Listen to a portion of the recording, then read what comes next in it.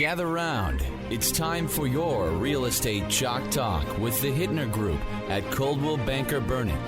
Listen closely as your coaches discuss the culture, the economy, and the political scene, and how it affects your home and your real estate investments. Real Estate Chalk Talk is where you learn the science of buying and selling real estate and the art of living in your home.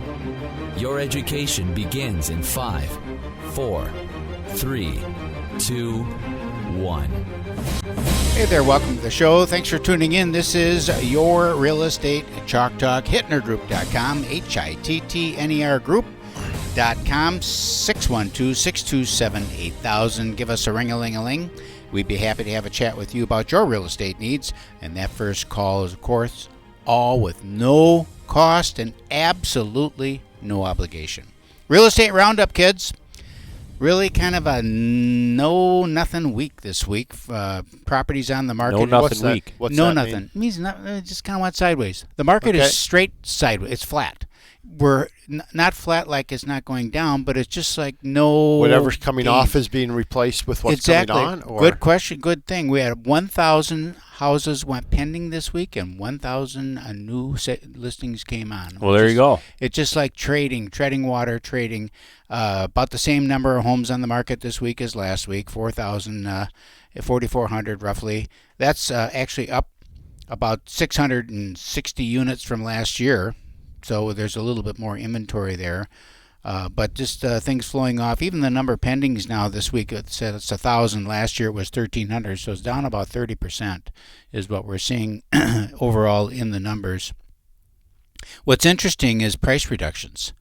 We're seeing like significant price reductions. 435 homes had price reductions in the last 7 days. That's about 10% of the market. Is that the Twin Cities metro area? The 7-county metropolitan area. Interesting. The one that I always look at, 7-county metropolitan area. Okay, cool. But that's a lot. Doesn't it seem like a lot? It is a lot. Yeah. Isn't it interesting though? You're seeing a reduction. Because I was looking yesterday, and I see the same thing, right? And I'm going to ask you about it again in the fourth segment, the money segment. But I saw that, but yet literally every deal I'm in, multiple offers. Right. So are they reducing the price to get people excited, and then you're still drawing in multiple people to bump price back to where it was? Well, or do you think people just overpriced in general? People could have gotten over their skis a little bit this spring, and especially in some, like we talk about it all the time, different price ranges, different areas of town. Home styles. Like everything. We were talking this morning, you lock in at 2.375% or whatever it is, like I did. I'm not going to go buy a different house for fun. Right. And so I'm a 45 or 44. I'm almost 44, I think. Almost 50. I'm not sure how old I am. I'm mid-40s. Yeah. So I have to do the math on that. Yeah. But I have 3 kids. They're all in the school, in the location that they're in. The house is suitable. Like, we're not going anywhere. Yeah. So when a house like mine does come on the market, there are people that will gobble that up. Absolutely. And so that environment, between $400,000 and $600,000 in XYZ suburb is going to be a very popular place to put a home on the market. So. And you see days on market too, gradually increasing, but that's a kind of a dangerous number to look at because you do have a lot of to-be-builts and builder homes in there that all go into that calculation. As an example, there's a house that closed just this week that had 1,049 days on market.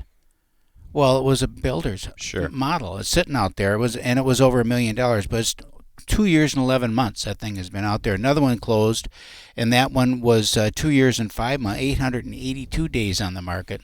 Both properties over $1 million. I think that's where you're starting to see that increased days on market time is in that way upper bracket. Yeah, let's talk about new construction just for a little bit. I think there's a great opportunity for new construction for folks right now because there are builders where you can get some low interest rates, and I'm sorry to talk about this, Calvin, but it's the reality that when we talk about putting transactions together, we're like, how can we do this where the overall numbers make sense for people? And is it a rate buy down? Like you guys have a great program for rate buy downs. Is it having the sellers kick in on some financing concessions and then using that money in some way to buy the rate down? Some builders have programs within their kind of larger corporations where they'll lock you in at 5.9% or 4.8 9% or whatever the number is, and it's usually on an inventory home. Yes, of course. That's sitting there, and so there's like sparse opportunities out there, but there are opportunities out there. I put a transaction together with a large big box builder just about 10 days ago here, and there was one inventory home that we could get 4.9 on. It was 4.9%. And the pricing was actually less than building a brand new one. But it's an inventory home that's almost done, and they want to move it. So they'll incentivize for that situation. And we didn't end up going with that one because she did want new construction, wanted to do her own thing, and she was willing to pay a little bit more money for it. But there are opportunities out there to be able to make that move and still have a lower interest rate. What's happened there too, and you can see it, is that the inventory or the pricing on new construction has run up significantly over the last 4 or 5 years. But some of the price reductions that you're seeing are new construction. Yeah. But having represented a lot of builders, they want to maintain their pricing integrity. So they are very reticent to give a price discount on anything. They would rather include incentives, buy downs on interest finishing rates, a basement, finishing a basement, doing something like that, so that they can maintain that pricing integrity. Because once the market softens a little bit, to run that price back up again, very difficult. So right now they're kind of in a hardening off stage where they're kind of hardening those prices off and fixing them, so that as we move into another market, but you can tell that the builders they're very confident, because especially the nationals, they're building spec homes, and they've got a lot of units. We have some people that are actually on the road right now coming up from Florida, and they were looking at newer townhomes, and so I'm looking for newer townhomes. It's surprising. There's quite a few of them available, and a lot of them available under construction. Now, when it says under construction, you don't know what stage that is. If they just went in for permit and you're 6 months out, or if it's we're gonna landscape it next week. I think it depends on the builder. Yeah. Like a lot of the big box builders do certainly have their schedule down pretty well. Yeah, they do. So just in the big box I was talking about, they're straight building. They are just straight building the neighborhood still. Moving forward. So very little in terms of like choosing your own products and things like that for finishes inside a home. You can if you just keep going down the street further. So from the model. So they're starting at the model and they're just moving right down the street, building homes, building homes, building homes. If you choose 10 rows down or 10 lots down, well, there you can maybe change the color. Right. Let's change the cabinets at this point. But once they selections order materials, have been made, selections are made, you're done, because those are set to ship, and that's what's going in that house. And are they good enough? I mean, is it good enough? Oh, yeah, of course. They're building homes that are going to be appealing they know what to they're most doing. people. Yeah. So if you look at the number of new solds this week, 1,000 sold. Last year it was 1,500. Again, that's 30% off. And the total number of solds this year is 9,300 as of the end of April. 9,300. That's 12,000 last year. Again, 30% down from a year ago, the number of solds, and listings correspondingly so as well. 13,934 listings this year, 18,000 over 18,000 last year. So definitely the activity is slowed considerably as a result of it's all interest rates. It's all some of the large companies now are reporting this quarter's earnings. It's a bloodbath. Large real estate companies. The big national brands and stuff like that, including Coldwell Banker Realty, and they're recording their earnings. Zillow's, Apple, Zerpo, all of those, they're all losing money. Everyone's lost money. It's just a matter of, did you lose $100 million or did you lose $200 million? I mean, it's just, the numbers are staggering. Open Door, the big home buyer that was going to be the next best thing. They're losing $27,000 on every house they buy. It's just like it's other people's money. I don't understand how these companies can continue on for this long a time, losing billions of dollars, and they just keep on keeping on. Their stock price has gone, just on this one, from $35 and change a share to $1.80. Which one's that? Open Door. Wow. Well, I think values locally are holding pretty good, though. Just I do that's too. Nationally, what's going on, large corporations. But just for average Joe Blow on the street that owns a house in XYZ neighborhood, values are holding pretty well. It's not like they're it's more of a reducing volume thing significantly. than value thing for those big national real estate companies, the big brokerages and stuff like that. Their volumes are down so much that they've got this overhead burden that they've got to maintain, and then the volumes don't support it. They're just it comes out the bottom. It's pretty ugly. So then you start seeing companies kind of pull back on their own real estate holdings. So they drop down office sizes and try to ramp up recruiting to get more fees from agents and things like that. Right? And there's roughly twice as many real estate agents today as there was 5 years ago. So, I mean, with transactions off 30-some%. With transactions. Perfect. That seems fine. There'll be a transition there. Yeah, it'll be great. Hey, welcome back. Thanks for staying with us. This is your Real Estate Chalk Talk, HittnerGroup.com, HITTNER Group, all one word, HittnerGroup.com, 612-627-8000. That's 612-627-8000. Give us a ring-a-ling-a-ling. We'll have a chat with you about anything that you need regarding real estate. Happy to have that conversation, all with no cost and absolutely no obligation. Mike Hilborn's in the studio, owner of Roof to Deck Restoration, rooftodeck.com. And I was on your site this morning looking, and you know what caught my eye? And we'll talk to Roof to Deck in a second, because that's the season that you're in, and you're obviously up on the roofs and doing some cleaning. It's cranking up for you. The RTDpowerwashing.com, RDT Power Washing. So you go in there and do the power washing of well, you tell us what your power wash. Well, you know what caught my eye? What's that? Car washes. Yeah, right. Car washes. Yeah, they have to be. They get super dirty. I couldn't. I thought, well, yeah, I bet they get just gross. Yeah.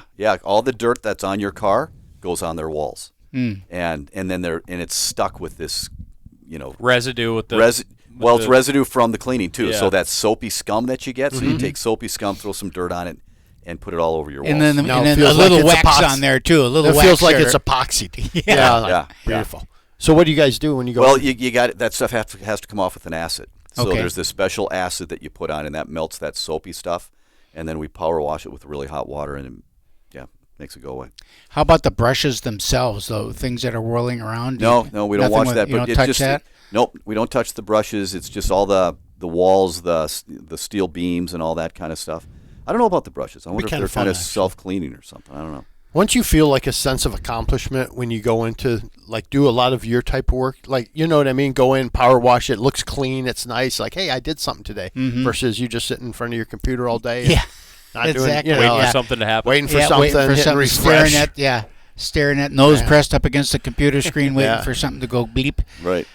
Okay, so tell us about then the other thing I was thinking about, in light of a conversation that we had off air, is the staffing. Yeah. I was on the phone yesterday with my sister down in Texas, and she does volunteer work at this agency where they provide meals for people and stuff, and they do a lot.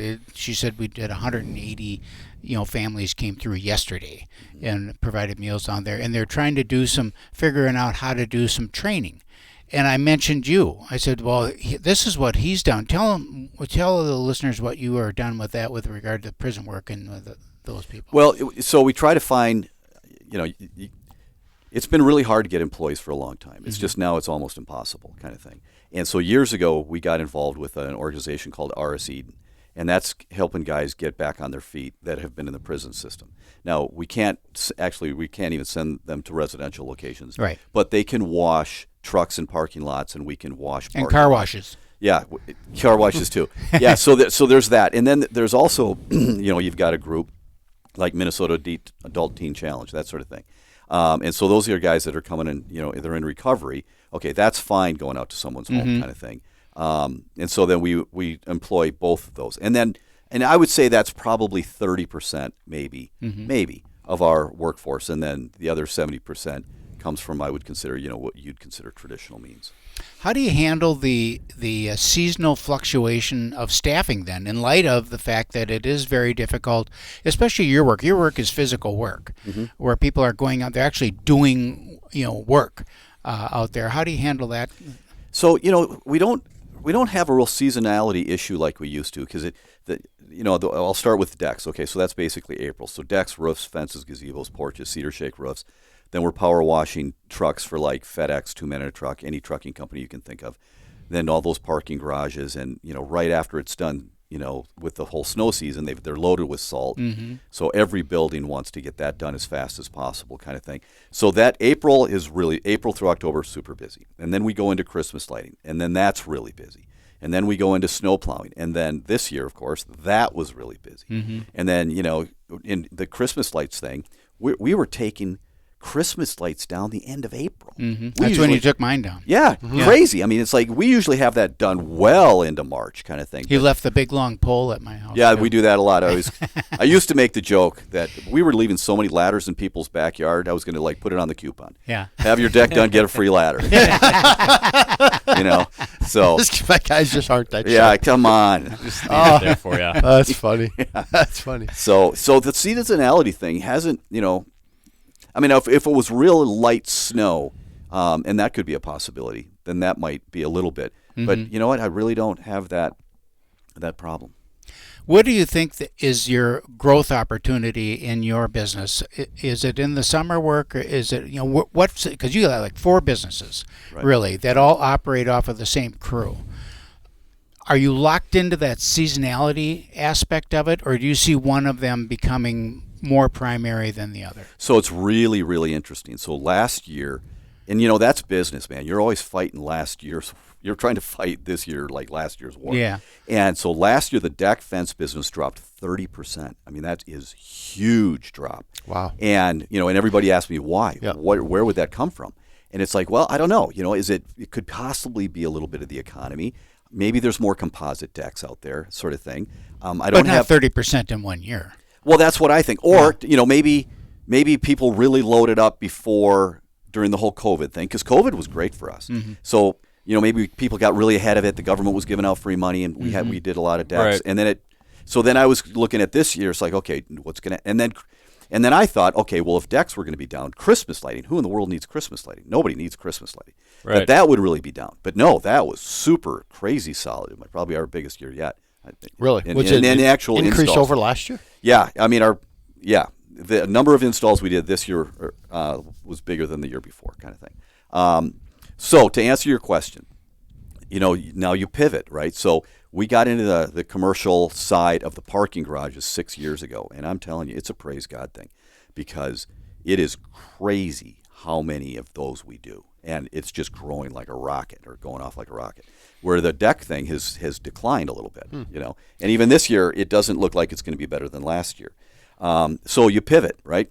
But it's all part of this. It's all part of this mechanism where I got to have decks to feed Christmas lighting to go into snow. They're all interconnected.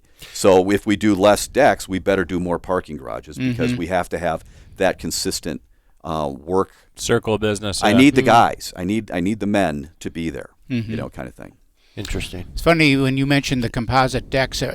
I'm remembering when we had the garden centers, we sold, some years 10, 15,000 Christmas trees.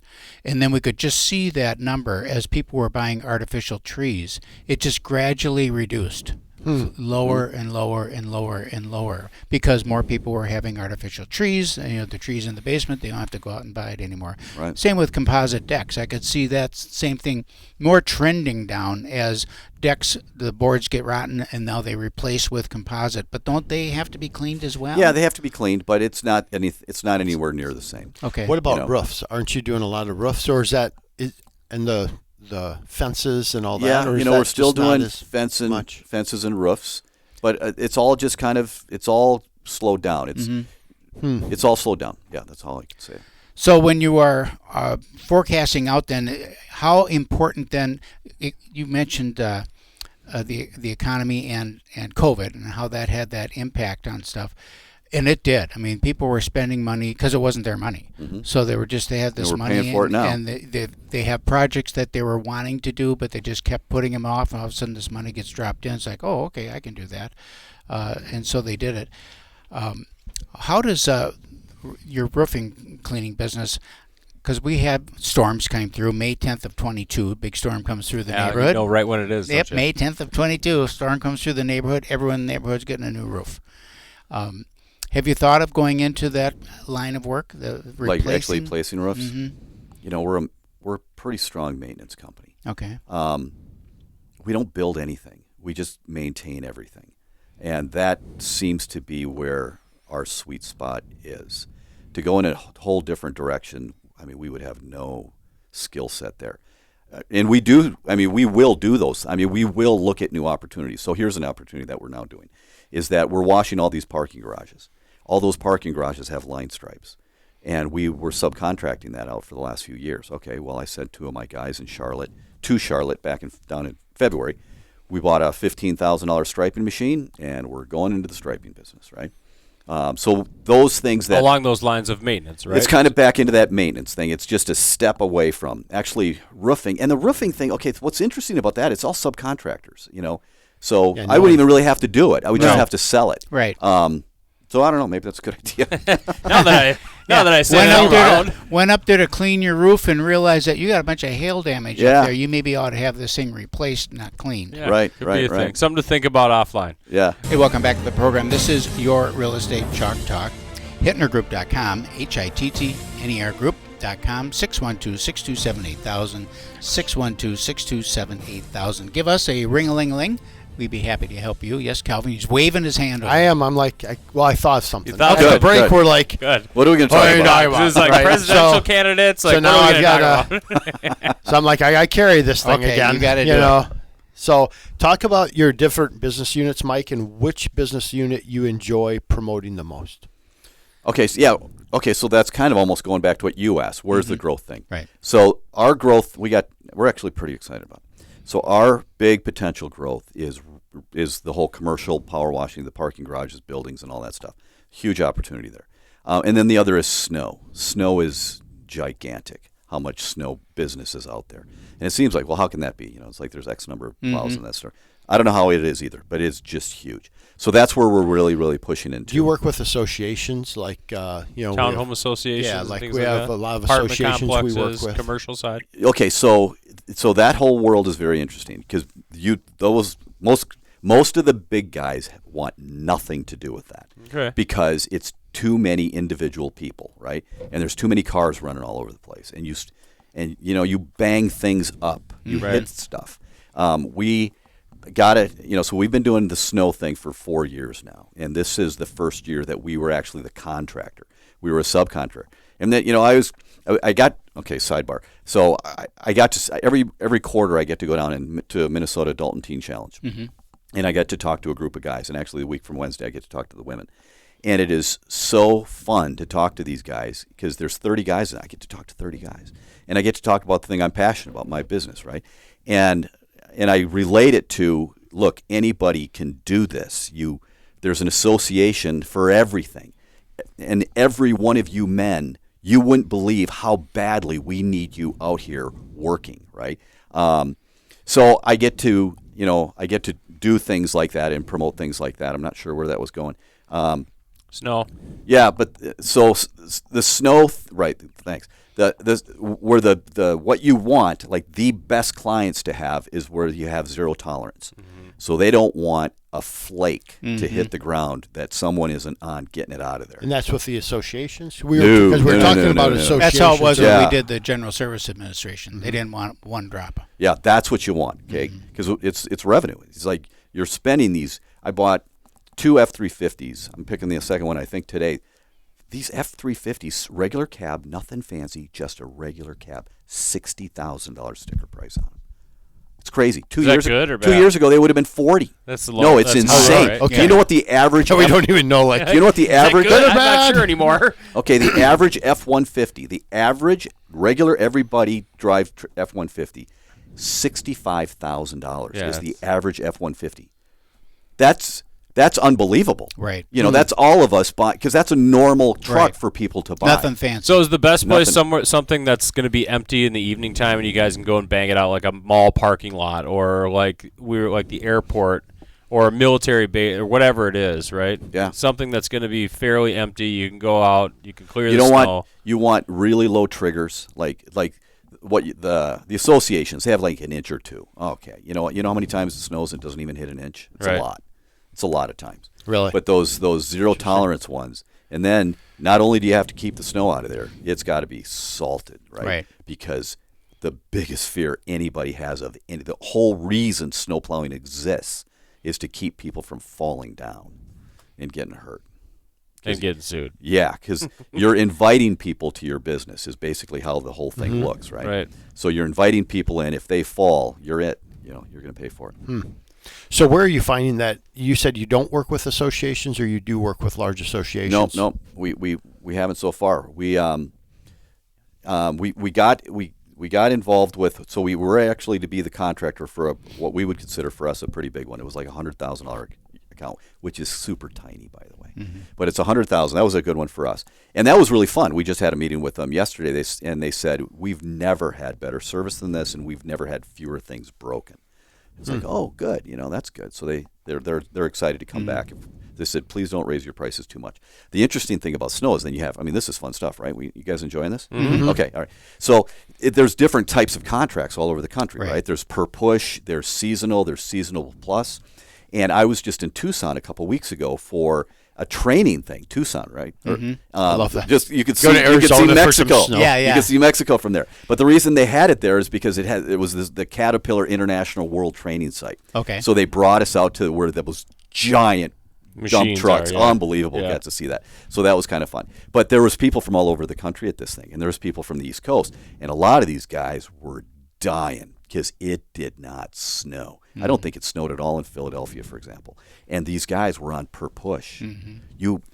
The labor is such a small percentage of snow because it's all the equipment that you have to have. Then there was another, and then another guy had a seasonal contract for a Walmart. I don't remember where it was, Kentucky maybe, or Ohio, somewhere that would have gotten snow. It was a $200,000 a year contract. It didn't snow once. Wow. So he's getting paid regardless. He got $200,000, which he should. Right. Because all the equipment's still there. Yep. Right. But isn't that? See, in Minnesota, we're kind of lucky because there was a girl there from Buffalo. Well, they get 4 times the amount of snow that we get. And there's just a lot of interesting. So if you get a dynamics that go contract into there, it. you're doing the work for sure. All the time. Right. Yeah, all the time. And if it goes, so the snow this year, what they say, it's the second or third snowiest one ever, kind of thing. Well, all my contracts are seasonal, and here's the advantage I think I might have. All the contracts are seasonal. I don't want per push. I don't want that risk. But when it snows a ton, I'm not getting paid extra. Right. But we do ice dams. So if we have a ton of snow, I know There's I'm going to be do ice supplemental dams. business, right? So then I'm over there. If it doesn't snow at all, I won't do any ice dams, but all my seasonal contracts will pay me whether it works or not. Right. So and I don't know of any other snowplow people that do any real significant ice dams. So I think we have an advantage. Got a little. Yeah, got a and little it's one market thing there. about it, even if you're just doing a seasonal, you still have to have the staff. And they still, otherwise, if you don't pay them something or find something for them to do, They're not going to be there when you do need them. When you do need them, there's nobody answers the phone. So this time of year, Mike, what are you doing to find business for roofs and decks? What do you do now to find business? For Because you're not the in- residential stuff? Yeah, just for the residential. What are you doing? Advertising. Just our traditional we do radio, we do the Patriot, we do News Talk, we do all the kind of the big ones, RSVP, Valpak, and some others. We do Google Internet and all that stuff, and the previous customers. Okay. So that's kind of almost in a box. This is what it is.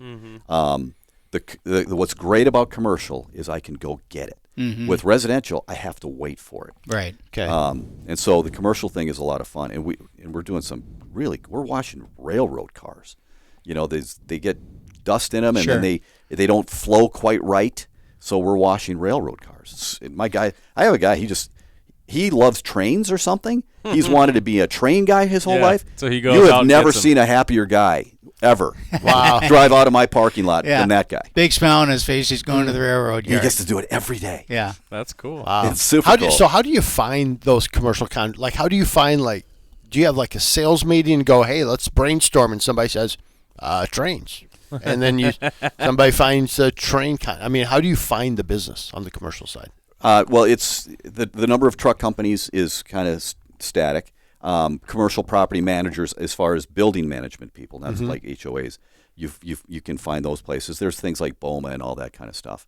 And then if you have a really pretty girlfriend, you send her out to have them go talk to them. Right. At least gets the door open. That's right. Let me ask you this. So you have a number of different striping and cleaning and, railroad cars and roof to deck and all of that. Different businesses, kind of in the same area because it is service, but certainly the process is different and the services performed are different. How do you manage that? What do you do to manage that? What processes do you have in place to accommodate that very variety of services performed? Okay, so getting into these other things sounds like it would be more complicated and make the thing harder.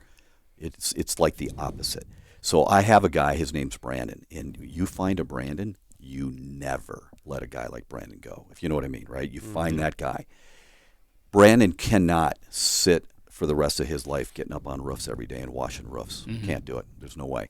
So, Brandon, take you off roofs, and he does our permanent lighting, and he's a genius at it. He does all of our really high-end property management kind of stuff, and he loves it. I got another guy named Matt, and Matt's been with me for like 7 years. And I just took him out to dinner a couple nights ago, making sure my guys are happy because I don't want to lose anybody right now. And he's like, Mike, I want to do more of this commercial stuff. I want to drive the sweeper. I want to do this. So it's great because they're more complicated, but I've already got guys that have been with me for a while, and you can bring them up. And they've already shown their competency. You're trusting them and their abilities and to move forward with some of these new arms of business. I have a guy that works for me that has a master's degree in counseling, and if I don't have opportunities for him to go into, I'm going to lose him. Yeah. Well, you want to keep everybody you can right now. All the good ones, The job market is, so. Hey, welcome back. Thanks for staying with us. You will be rewarded for staying with us because this is the money segment of the program, the one that everybody looks forward to. Calvin Kamick, ladies and gentlemen, 651-231-2500. That's the number to call for the great rates and the low closing fees. Correct. What's up, buddy? I'm doing well. So what problems? So we always start the segment, what problems did you solve this past week? So what did you solve this week? Had a little bit of an issue where we thought a deal was going to fall apart. Okay. So a buyer's agent called up. I'm the listing agent on the transaction. Buyer's agent calls up, says things are going south on our end. It wasn't anything to financially do with the purchase of the property. There were some personal issues going on with their side of the transaction, kind of a crisis mode for them. Yeah.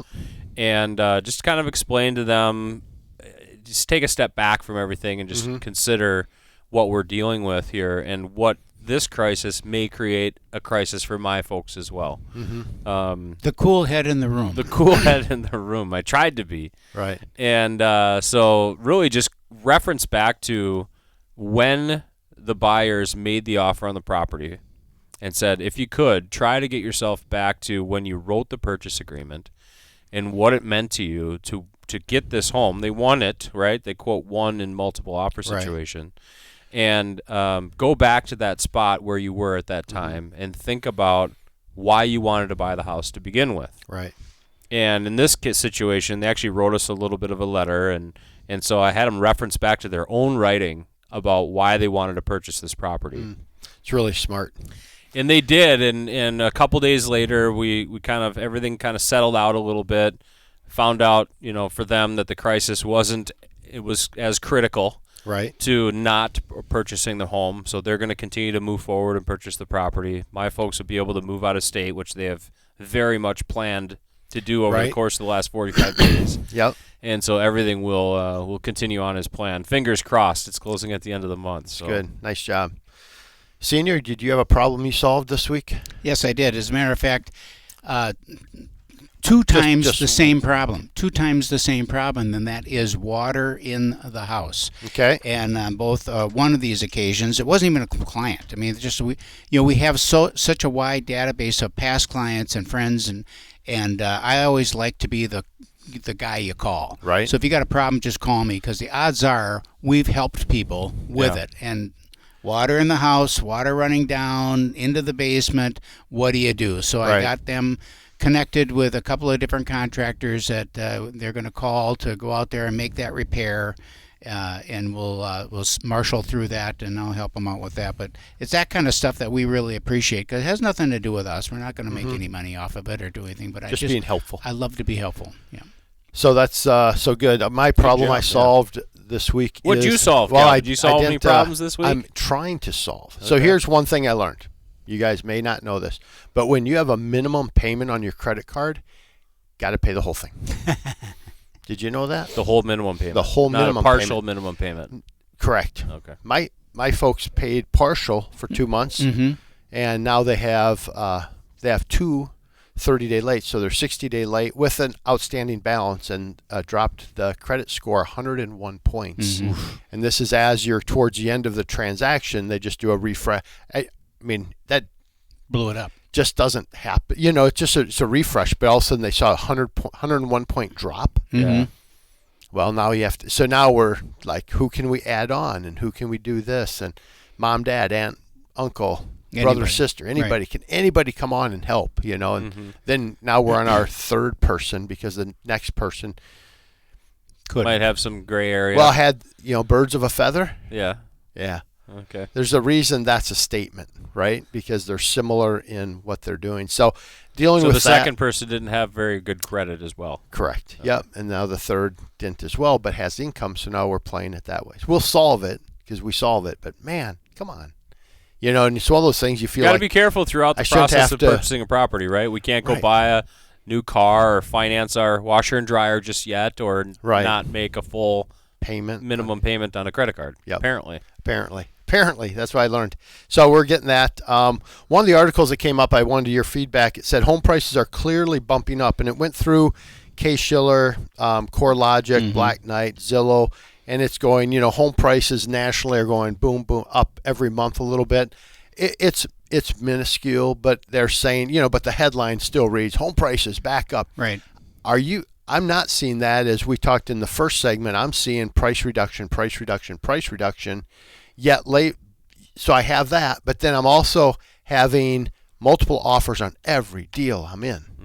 So sometimes multiple offers get you back to the asking price, though, too. Right, that's what I'm wondering. There's that, and I think it's a comparison because in January of last quarter of 22. There was a lot of forecasting that the end of the world was coming. Yep. So now you've got this dichotomy here where this is what we were saying was going to happen, but actually prices are up just a skosh. Yep. And so that's a big difference from where they thought it was going to be versus where it is. And of course they just want a headline. Right. And Dakota County, I looked this morning, it's up 1%. Yeah. It's kind of like what we talked about. So I think just be cautious with the headlines you read. One good headline, though, is that mortgage rates came back this week because of concerns on the economic stuff, the no banking crisis, according to the Federal Reserve. However, we're on the verge of the fourth largest bank going under right now. So we'll kind of see what happens there. But it did bring rates down, so we're able to lock like 5.99 30-year fixed money.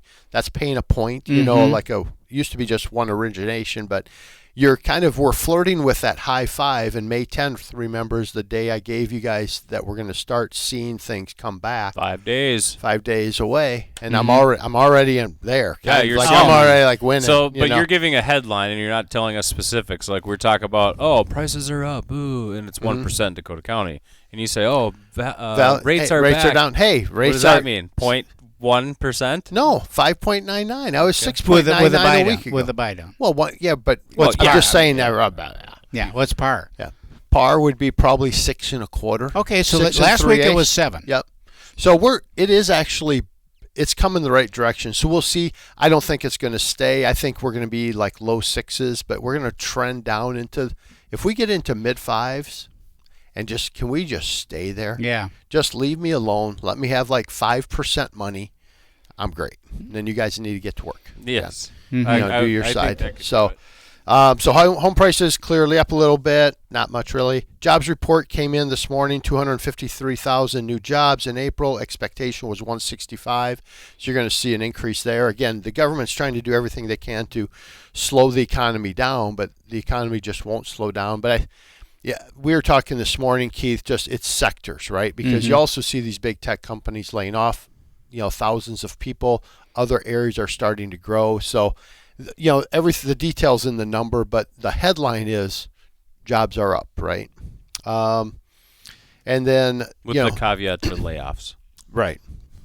Well, they do a revision afterwards, and they talked in the report that the revisions are about 115,000 jobs over the last 2 months were actually lost, right? So it's like, hey, we're doing great, and then we're like, guys, we were wrong, But the headline is the headline, and it's making the markets react this morning. Right. So things are okay in our world. We just need to be busier. We have a lot of buyers. We need more inventory, and I just don't know how we're going to get that inventory so that we can.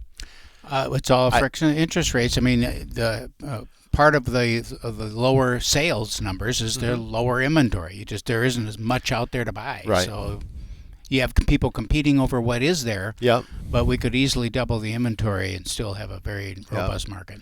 So, and then the last thing I just say, the other problems that we're solving is we're doing a lot of. I'd like to do this cash flow analysis for people. And I'm just getting a lot of nice traction on that. Trying to figure out what's the best use of the money. So when somebody's selling their property, they're coming out pretty well, and it's really, there's nothing that's more fun than trying to allocate dollars in the smartest way possible as they're going into their new home. So they may have thought, hey, I'm going to put a lot more down. Now we might put down 15% or 10%, but we're getting rid of this debt over here. And just that cash flow analysis is really gotten a lot of nice traction. I think it's a good idea to do because a lot of people are sitting on equity in their existing property. So if they are in a position where they're making a move for whatever reason that might be, they have a lot of stored wealth there that they can use to help out their next situation. Buying interest rates down, putting more money down, putting less money down, paying off some debt. Yep. And so we have somebody right now that's in a Chapter 13 bankruptcy coming up to the end of it. They've had 12 months of payments, so we're able to finance them. And now we're looking, I was going through their stuff and their auto loans. They're paying not 21%, but 20 point something percent on auto loans. Right? Let alone some of the other stuff that they just held on to. I'm like, oh my gosh. I said, here's what we're going to do. And we're knocking off debt. And they're just like, now these are people that they're looking at new construction. And I said, hey, just as a caveat, new construction, they're going to try and pitch you on the land. Like, we will never leave you. I'm like, that's great. So all the stuff that these lenders will just throw out there. Yeah, I think if you do a great job helping people structure their world better, create some really nice loyalty. And we're pretty competitive on some of them. Some are great, and then you concede, right? But some of them we can compete with, and it's kind of fun. Well, it's smart to take a look at the fees because sometimes they're up a little bit, and just be able to compare and make sure that you are getting a good deal. And if you're not, you still have a great company with you guys here to go back to. So 651-231-2500. Give Calvin a call, right? 651-231-2500.